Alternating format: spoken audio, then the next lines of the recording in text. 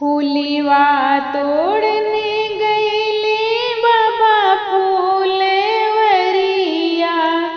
बन के मोरला डेरेवाए हो।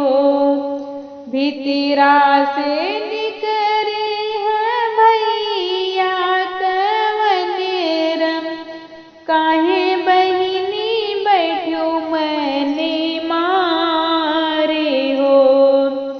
लकड़ी बीनने गईली बाबा फूलवरिया, बन के मोरला डेरेवाए हो। खुटिया पे धरले बाटे तिरिया धनुहिया, मोरवा के मारई है में जाबे हो।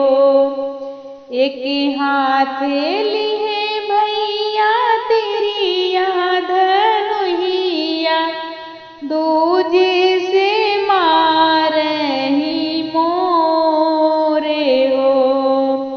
भीतरे ही बाटो की बहरे भाभी, मोरवा के सब जी बनावे हो।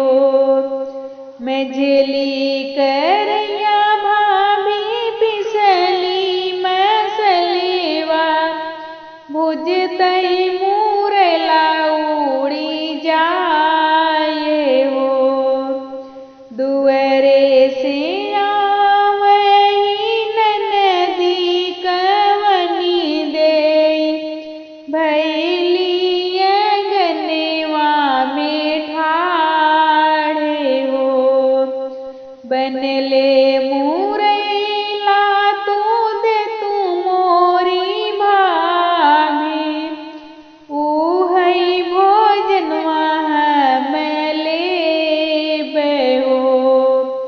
राम रसोइया में बैठी है भाभी, मन ही मन मुस्काए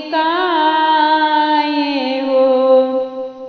बन के मोरला मोरा लगई ननदोइया, उड़ के आकाश क जाए हो। इतनी बचन सुनी ननदी कवनी देई, धाय के भैया लगे जाए हो। तोहरी निधना भैया गारी जे दिहली, हमसे तसहु न जाए हो।